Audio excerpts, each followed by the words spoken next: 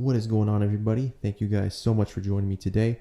And for this video, I'm going to be continuing my series on my NHL 2021-2022 season predictions. And judging by the title, for this video, we're going to be covering the Vegas Golden Knights. Given that this is the final team in the Pacific Division that I have to cover, once I'm done giving you a rundown on what I believe the Vegas Golden Knights will do, I'll give you a brief recap on what I feel the Pacific Division standings will be as a whole. Obviously, last season, the Vegas Golden Knights, as expected, had a really good regular season, but they ended up falling short once again in the playoffs in the Stanley Cup semifinals. Considering how it ended, you would say that this was a very disappointing season because the expectations are just very high on this Vegas Golden Knights team every single year, and they're always expected to win a Stanley Cup, but they have yet to do so. So looking back at their stats from last season, they finished with a 40-14-2 record for a total of 82 points, and yet that was second in the West Division. Obviously, the Colorado Avalanche finishing first. But despite that, 120-point pace, pretty amazing regular season. If you look at their offensive stats, they averaged a 3.39 goals for per game, which ranked third in the NHL,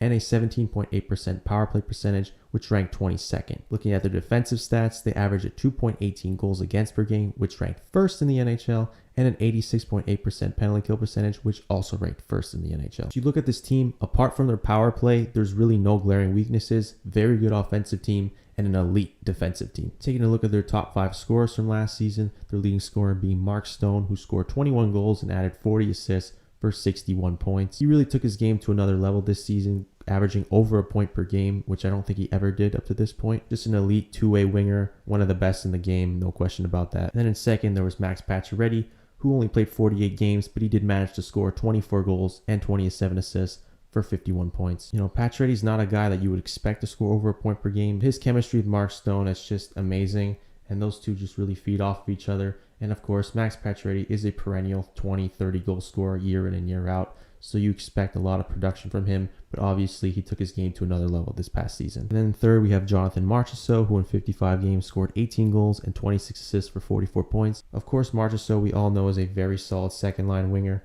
and I just don't know why Florida gave him up in that expansion draft a few years back. And fourth, we got Shea Theodore, who had 8 goals and 34 assists for 42 points in 53 games. For defenseman, Theodore had an amazing offensive year on this Vegas Golden Knights team. Even with the acquisition of Alex Pietrangelo, clearly Shea Theodore still is the primary offensive catalyst. And in fifth, we had William Carlson, who scored a pretty respectable 14 goals and 25 assists for 39 points. He's honestly just the perfect secondary piece, a very solid second line center. Ever since he's gotten to Vegas, it's just been a huge match. Coming from Columbus when he was just a fourth line center, at very best a third line center. Then in goal, Marc-Andre Fleury, who ended up taking the Vezina Trophy home, and for good reason. Look at those numbers: 26-10 record in 36 games, a 1.98 goals against, and a 928 save percentage.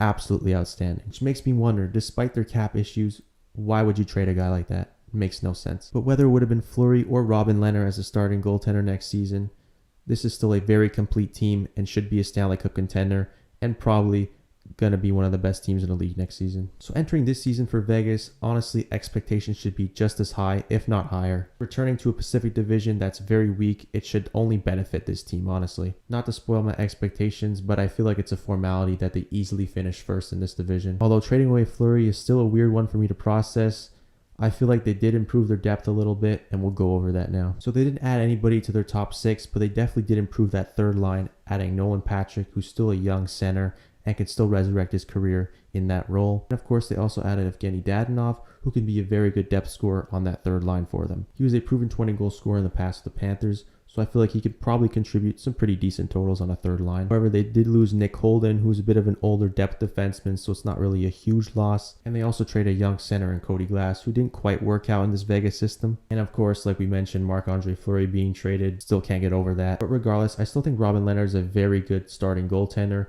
and he's a lot younger than Fleury, so I figured maybe that would open up their Stanley Cup window and extend it for like 3, 4, maybe 5 years. So now I'll get into who I feel will be the top 5 scorers entering next season for the Vegas Golden Knights. In first, I got Mark Stone scoring 27 goals and 59 assists for 86 points. We all know Mark Stone and his ability to make others around him better. He's elite defensively, very good playmaker, and I would expect roughly a point per game, probably over, just because he's on a very stacked Vegas Golden Knights team, so he probably should produce over 80 points. And second, I got Max Pachuretti scoring 35 goals and 38 assists for 73 points. Now, he's not the type of guy I would expect to be over a point per game, but I do think he's going to provide a ton of offense. He's the best goal scorer on the team.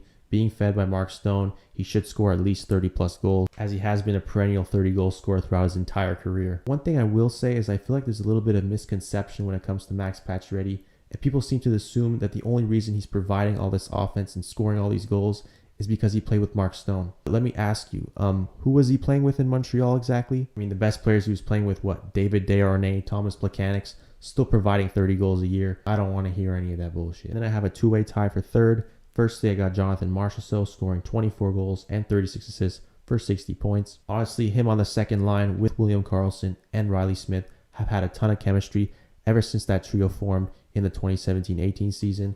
I feel like Marchessault, very solid winger, should contribute roughly 60 points. I think that's fair on this Vegas Golden Knights team. Then I also have Shea Theodore scoring 60 points with 12 goals and 48 assists. I just really like Shea Theodore. He's one of the most complete defensemen in the league.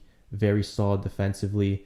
And he's very gifted offensively, obviously, based on what we saw last season, or the past couple of years, actually. I feel like he may be one of, if not the most underrated defenseman in the league. Well, probably not in my book, because I honestly would argue he's probably a top 5 defenseman in the league. But I guess that's up for debate. Then in fifth, I have William Carlson scoring 19 goals and 37 assists for 56 points. I think he's just the perfect complementary piece as the second line center on this team. He's very sound defensively. He wins puck battles. So now for my decided expectations for this team. And I'm sure all you know where I'm going with this. This seems pretty obvious. It's a formality, let's be honest. So I have them finishing first in the Pacific Division with a 52, 24, and 6 record for a total of 110 points. And of course, they will make the playoffs. This division is so weak and they're just so amazing. They're a Stanley Cup contender. They should easily run away with this division.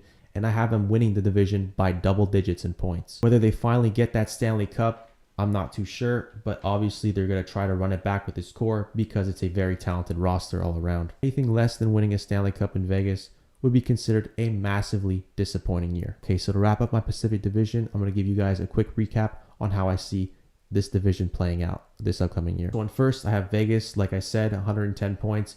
Should easily run away with this division. To me, it's very obvious they're the most complete team in this division, and they're the only team I look at as a legitimate Stanley Cup contender. Second, I have the Edmonton Oilers with 99 points. Obviously, there is a ton of question marks about the roster all around on the Oilers, but when you have guys like Connor McDavid and Leon Draisaitl, it's hard for me to really envision them not making the playoffs, especially in a Pacific Division that's not all that competitive. And then in third, I have the Vancouver Canucks having a massive bounce back year and making the playoffs, finishing with 92 points. Just look at the Canucks. They're an up and coming team. They have a ton of offensive weapons. I feel like they improved defensively, and in goal with Thatcher Demko taking another step in his development and should solidify himself as a legitimate number 1 goaltender in this league. Because I only have 3 teams making the playoffs coming out of the Pacific Division, in fourth, I have the Calgary Flames not making the playoffs, finishing with 87 points. Like I said in my video on the Flames, go check it out.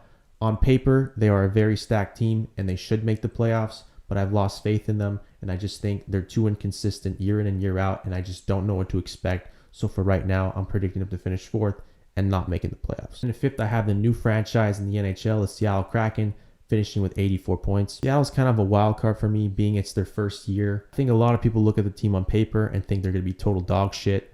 But I honestly don't think they're going to be as bad as people think. I think they have the best goaltending tandem in the league with Grubauer and Chris Driedger. I like their defense. I think it's pretty solid and underrated. It does appear that scoring is going to be a bit of an issue for them, but I do think that the goaltending and defense can really hold them in a lot of games this season. And then in sixth, I have the Los Angeles Kings finishing with 82 points. This is a bit of a dark horse team because I do think they have the potential to finish higher in the standings. But in terms of their roster, I still have a ton of question marks. Up front, they're still probably a bottom 10 offensive team.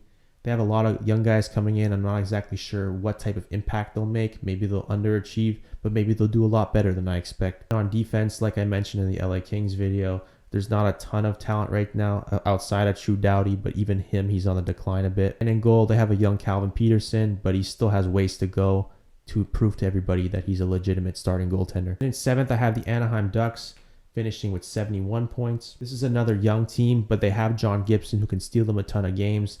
I do like some of the young pieces they have coming up, like Trevor Zegras, who having a massive rookie season and taking home the Calder Trophy. Maybe a guy like Jamie Drysdale, also on the blue line, can make a huge impact. We do have some pretty solid young pieces, but as of right now, they're still far a ways away from being a legitimate Stanley Cup contender and a few years away from being even a playoff team, honestly. And finally, in last place, I had the San Jose Sharks finishing with 70 points. You can really flip-flop the Sharks and Ducks because some people might say that the Sharks have a better team on paper than the Ducks do. But for me, I just look at that Sharks team and I don't see as much upside, whereas the Ducks, I like their goaltending. I think their defense is better than the Sharks' defense, and they have some solid young pieces, and they seem to be a team that's fully invested in rebuild and actually maybe moving in the right direction, trying to make some strides. Whereas San Jose, they're kind of stuck in no man's land, and I don't see them as that much of a competitive team, to be honest. With that, that is going to wrap up this video, and now we are officially done with the Pacific Division previews. Feel free to give me your thoughts on where you think the Vegas Golden Knights stand, or you can give me your thoughts on where every team in this division stands. Again, I'm going to be covering every single division and every single team,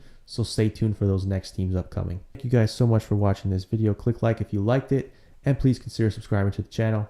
All right, thank you guys so much for watching. We'll see you in the next one. See you guys later.